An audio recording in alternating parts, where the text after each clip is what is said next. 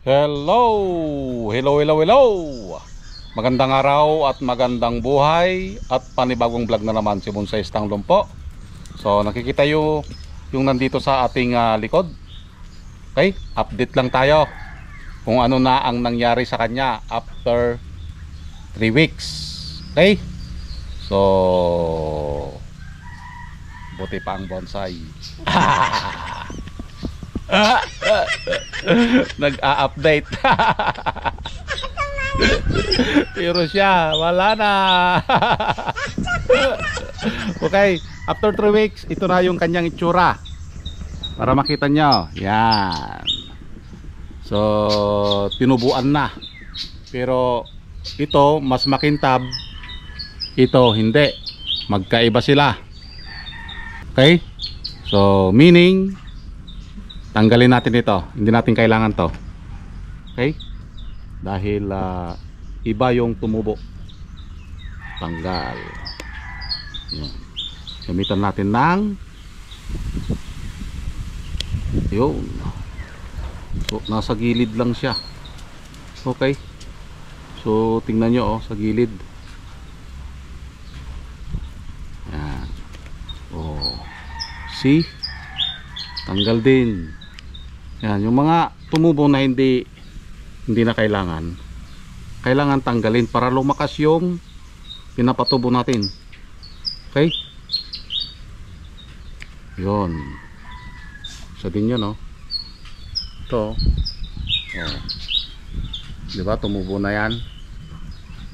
Okay, yan, mga tumubo na, tumubo na sila. So mayroon pa rin, dahil malakas yung halaman, may mga tumutubo na hindi na kailangan. So kailangan tanggalin. Okay, yan, isa din to. Para lumakas yung ating bonsai. Yan, isa din ito para lumakas. So buhay pa rin ito, possible na yan, hindi lang natin nahuli lang siya. Yan, tanggal.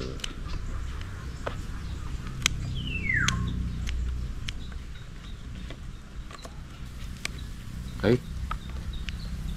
yan, ito, tanggal din, hindi na natin kailangan yan. Pag hindi na kailangan, tanggalin na. Agoy, agoy, agoy, agoy.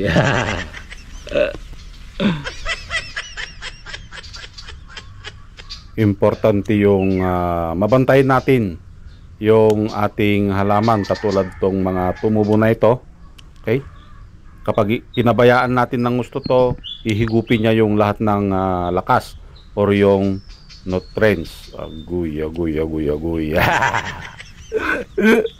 Ano daw, lahat ng lakas. So kailangan balance, tanggalin yung mga tumubo para mapunta doon sa binubuhay nating sanga or yung idinugtong natin na sanga dito.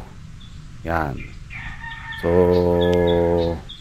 lahat ng naidugtong natin ay tumubo katulad yan. Yan, so lahat ng dulo may mga nahuli pa na tumubo. Yan, katulad yan, nahuli. So possible pa lang siya. Yan, so successful yung ating ginawa. So ito, tumubo na yan, antayin ulit natin na lumaki and then dugtungan ulit natin. Yan yung magiging back nya.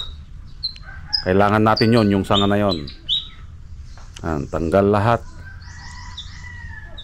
So kukunti lang yung naitira natin dito, yung pinaka-importante lang para makapag-focus siya dun sa ating binubuhay na naidugtong. So nakita nyo naman yung kanyang itsura noon, na halos pabuo na siya, pero nag-cut back tayo, back to zero, dahil nahirapan tayong magpaliit ng mga dahon. Kaya pinalitan natin ito ng mas mapinong dahon ng tugas.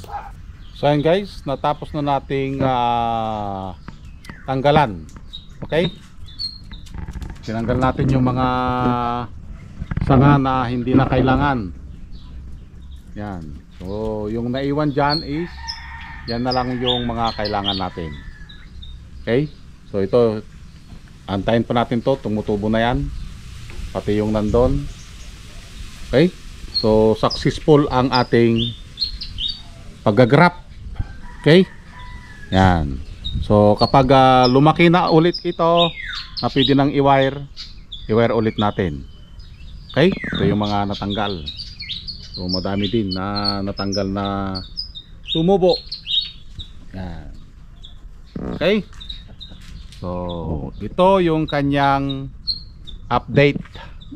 Tinubuan ulit ng panibago. So iba na ito. Hindi na katulad ng dati. Parang siya agoy. Nagbago na, hindi na katulad ng dati. Okay. So maraming salamat at nasamahan nyo na naman si Bonsai Stang Lumpo. Hanggang sa muli. Bye bye.